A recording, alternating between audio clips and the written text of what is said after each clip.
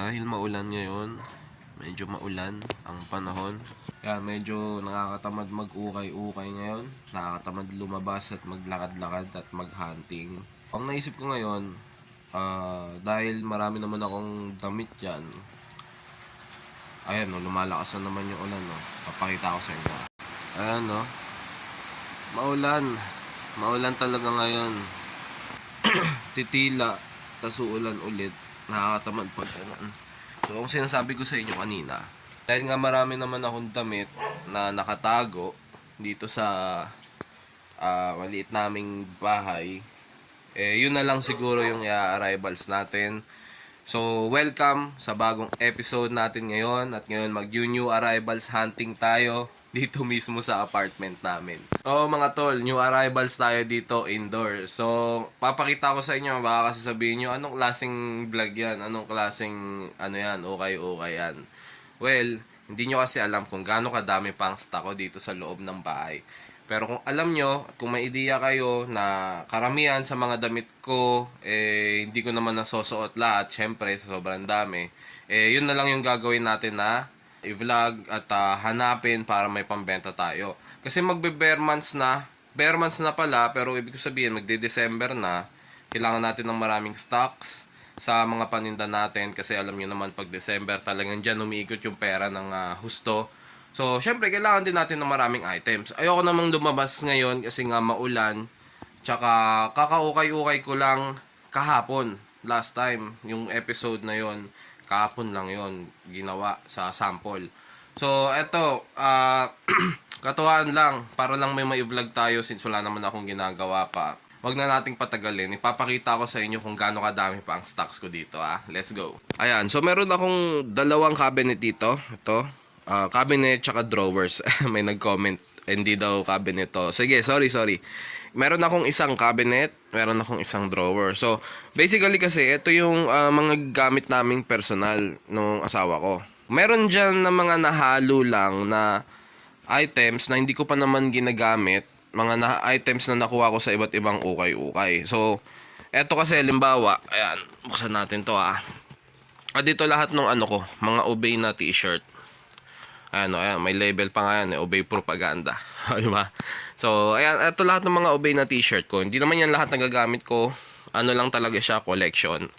Tapos, dito naman, sa baba, andito lahat ng mga Dickies t-shirt ko.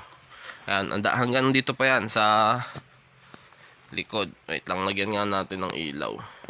Ayan. Wait lang, ayusin natin, andito lahat ng mga Dickies na t-shirt ko. So, hindi pa yan lahat yon mga tol. Hindi pa yan lahat yon. Meron pa dito sa mga cabinet na to. Sa mga drawers na yan. Tapos, meron din akong stock dito. Meron tayo ditong, nabili ko lang to sa TikTok nung naligyanan ng damit. Ayan, napakadami. Tapos, hindi lang yan mga tol, meron pa. Dito, lipat tayo dito sa kabila, banda. Ito, kailangan na ngang ayusin na ito. May mga ukay-ukay bags tayo dito. Tapos, ito, may stock pa to. Tsaka, ito, sa ilalim, may mga t-shirt pa dyan. Dito, yung mga Dickies ko. Ayan, mga Dickies. Hanggang ilalim yan, mga tol. Isang malaking rack to. Ayan, silipin natin. Medyo, pasensya na kayo, medyo madumi, Kasi hindi pa ako nakakapaglinis. Ito, lahat to mga Tommy Hilfiger to, mga tol. Hanggang sa baba, meron pa yan. Ayan nga yung dapat kong ayusin pero hindi ko pa maasikaso. Ayan, basta napakadami pang stocks mga tol. Lahat yan pera, lahat yan investment kasi naka-stock lang dyan, pwede nating ibenta anytime. Pero yun nga, naisip ko ang hirap niyang i-maintain. Kaya kung ako sa inyo mga tol, huwag kayong mag-iipon masyado ng madaming stocks tapos hindi nyo ibibenta agad. Hindi rin siya magandang ideya. Yun ang unang pagkakamali ko pagdating sa ukay-ukay business Pero saka na natin pag-usapan yun, papakita ko pa sa inyo ibang stocks. Eto din, ayan, mga ukay-ukay. Ito yung natira sa US bail natin, meron pa nga dun sa labas Pero yun kasi napilian na masyado. Eto mga t-shirt, jackets, tapos eto, itong malaking Durabox na to. Malaki yan, sobrang laki, natatakpan lang. Mga personal na jacket ko yan. So, ayan din yung mga stock natin ng ukay-ukay.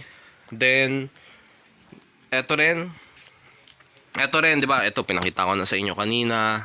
lalagyanan ng mga shorts. Kaya, etong Durabox na to, meron din yan. Marami din akong ukay-ukay dyan. So, napakadami ko talagang items mga tol. Hindi ko alam kung papakita ko pa sa inyo yan. Pero, ito ipapakita ko. Itong laman nitong cabinet na to. Yan. So, unahin natin buksan to. Ayan. So, dito sa cabinet na to mga tol, ito yung mga Dickies Polo ko. Ayan. Yung mga lahat yan ginagamit ko.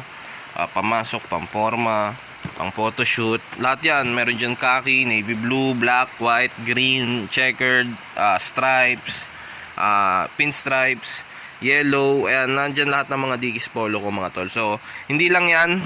Meron din dito sa pangalawang drawer natin. Drawer ko pala. So, ayan. Ito naman yung mga oversized na polo. 2XL, 3XL. So, iba dito hindi ko ginagamit. Ito mga Dickies t-shirt din yung mga kakaibang kulay. Ayan. Dickies yan lahat mga tol. Ito kay Mrs. to. Huwag na natin galawin. So, hanggang dito meron yan. Yung mga... Ito, ginagamit ko lang itong mga to. Yung mga oversized na polo. Pang TikTok. Ayan. Pang content lang. Tapos dito... Ito, yung iba dito kay Mrs. So, hindi ko na ipapakita sa inyo. Ipapakita ko lang sa inyo yung side ko dito sa cabinet na to. So, ayan, kay Mrs. yan lahat. Ito sa akin, tsaka yung nasa likod nito. Pero, nandito kasi nakatago yung iba kong mga Dickies pa. So, napakadami, diba? May t-shirt, may pants, may shorts, may jackets. Tapos sa likod, mga jackets yan. Tsaka yung mga headwear natin, mga beanies, mga bonnet, tsaka ibang accessories. May ano tayo dito, balaclava. Lahat nandito mga tol. May mga bag pa ako dyan. Yung mga sling bag ko na Dickies nandyan din nakalagay. Yung iba dyan, hindi ko naman talaga nagagamit pa. Hindi ko na susuot. At hindi ko talaga trip suotin. Basta kuha na, bili na lang ako ng bili. So ngayon, siguro ang gagawin natin sa episode na to, pipiliin ko na lang. Pipiliin ko na lang kung ano yung mga items na gusto kong ibenta. Yung mga hindi ko na trip. Tapos yun na lang siguro yung tatawagin nating new arrivals. Kasi mga tol, sobrang dami, no? Ang hirap mag-ipon ng maraming items na ukay-ukay, lalo pagka maliit lang yung ano nyo, yung space nyo, yung bahay nyo, kasi hindi pa kami nakakuha ng mas malaking bahay. Kasi may mga plano na personal na ayokong i-discuss sa inyo, hindi naman dahil sa madamot ako, pero syempre kailangan din natin ng ano, ng private, na hindi lahat naman syempre kailangan natin ipakita. Unless, magawa na natin. So, gets nyo na yun. Alam nyo na yun. Ngayon na lang ang gagawin natin ngayon sa episode na to. Mahaba na yung explanation ko. Basta, magkakalkal ako ng mga gamit dito sa apartment. Tapos, yun na lang yung ibebenta natin online. Yun. So, sisimulan ko na mga tol. Share ko na lang kung anong pwedeng share sa inyo. At, yun. Let's go. Ito mga tol, oh. Check nyo to. Mga lumang bags. Nike to mga tol. Legit to, Nahook ko to sa ukay-ukay, Siguro nakuha ko lang to ng mga 100. Kaso may issue. Ayan, nakita nyo naman. Kinuha ko to kasi bala ko i-restore talaga. Tapos kinalikot ko yun. Pinahayan na siya ng mga langgam. Ngayon lalaban natin mga tol. Lalaban ko muna bago ko itago. Kasi nung nakuha ko to, hindi ko to nilabhan Dami to, mga assorted na box mga tol. Ito mga canvas. Mga plain na canvas na bags. Kasi nga mahilig ako mag-customize ng mga bagay-bagay. So, lalaban na rin natin yan. To, bala ko to i-customize din. Gawin kong Seahawks na bag. Kasi nga, diba, ganito yung colorway ng Seahawks. Ayan. Tsaka mga ilang pang plain canvas tote bag. Ayan, may mga langgam pa, Ayan, mga nilot ko yan, mga tol. Tsaka ito, tote bag. Mga nakukuha ko sa ukay-ukay. Kasi mga mura lang sila mga tol sa ukayan. Eto, nabili ko lang to 80 ata, 50. Nakalimutan ko na Pero kasi, 'di ba, mura lang. Tapos pwede mong gawa ng paraan tawag dito. Customize mo, lagyan mo ng vape. Uso pa naman yun ngayon, Tapos pwede mo na siya ibenta ng mas mataas. Yun ang punto ko dun. Ito, ganito rin, 20 ko lang ata nakuha to. So, i-customize lang. So, pwede nyan i-flip. Eto, matagal ko ng bag to Last pag na nga, ibigay ito sa akin ng pinsan ko So, eto, nahook namin kasama ko yung misis ko sa tungko. Ayan. Ayan, puro langgam na Dickies, legit to. Duffel bag, travel bag na Dickies. Lalabang ko na rin bago natin itago. Binayan na ng langgam Labahan muna natin tong mga to. para may tago ng maayos.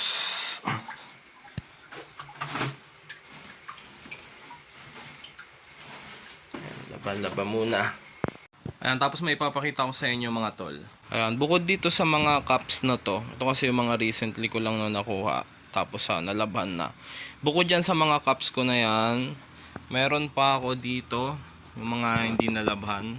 Ayan, mga hindi pa nalalabhan, mga bagong kuha lang din. Lalabhan ko rin yan. Tapos, dito kasi sa taas, ayan, sa taas ng cabinet na yan, puro cups kasi to mga tol. Ayan o. Napakadami. Diba? Ayan o. Puro cups yan hanggang likod mga tol. Ayan. So wait lang. Ayan o. Tanggalin muna natin tong takip. Ayan. Puro mga cups yan mga tol. So nag-uulan ngayon. Kaya i-check muna natin. Kasi baka may amag-amag na to sila. Ayan o. 2 layers yan. Ayan, check muna natin baka may amag na. So ibababa ko muna yan lahat. Stick check natin isa-isa. Ayan, tapos nag-order kasi ako nung ganito sa Shopee. Ay, sa TikTok. Nag-order ako ng ganyan 3. So ito yung 2 pang hindi ko pa nagagamit. Siguro dito muna natin ililipat yung mga cups para naka-ano sila, naka-sealed. Ayan mga tol, so ito lahat ng cups ko. So PSG yan lahat mga tol. Pero hahatiin ko yan para sikasuhin kung alin yung i-out sa i-keep. Siguro matatagalan pa sa next episode na lang natin to ayusin. Pero ayan lahat, hindi ko alam kung ilang peraso to. Siguro kulang 50 to 100 pieces siguro yan lahat mga tol. So grabe no. Isa lang yung ulo ko pero talagang napakadaming hats. So nakahiligan na rin kasi talaga. Pero ayun nga, kailangan na natin magbawas. Kaya yung iba dito i-out na natin. Pero sa next episode na yan, pinakita ko lang sa inyo kung gaano karami yung hats natin. Ayan, bali mga tol, ito lang yung mga t-shirt na nakita ko. So, doon sa side na yun, hindi pa ako naghalongkat eh. Ito lahat yung mga t-shirt, grabe, sobrang dami. Pero ito, ginagamit ko to, pang araw-araw mga tol. Ito lang yung sa ngayon na nakita ko na pwede nating ibenta. So, ito, Sans na t-shirt, Carhartt, ayan, size large na pocket tee. Tapos Carhartt din na pocket t-shirt din. Ayan, mga legit yan na Carhartt mga boss. Tapos isa pang Carhartt na t-shirt. Ayan, legit din yan. Ito may back hitch yung mga boss. Ayan. Tapos Lee na vintage Lee Sport. Ayan, Minnesota Twins. I-out na rin natin yan. Tapos itong Nutmeg na New York Rangers. Big logo mga tol. Ayan. So, katag to mga tol eh. Pero nutmeg brand to. Kasi, ayan o, nakalagay o. Nutmeg. Ewan ko kung ano basa dyan. So, ayan. Yan yung mga i-out natin. Abangan nyo na lang. So, dito ko natatapusin tong video na to. Abangan nyo na lang sa next vlog natin kung ano pa yung mga mahahanap ko. Kasi, ang dami ko pa nga ayusin dito. Yung cups, yung ibang stock. Tsaka, maglalaba pa ako ng mga panindang items eh. So, abangan nyo na lang sa next episode netong vlog natin kung ano pang mga mahanap natin dito sa apartment. So hanggang dito na lang. Maraming salamat sa nanonood. Huwag nyo kalimutan syempre mag-like, mag-subscribe. At ayun, kita-kitsa lang sa next vlog mga utol. Peace out.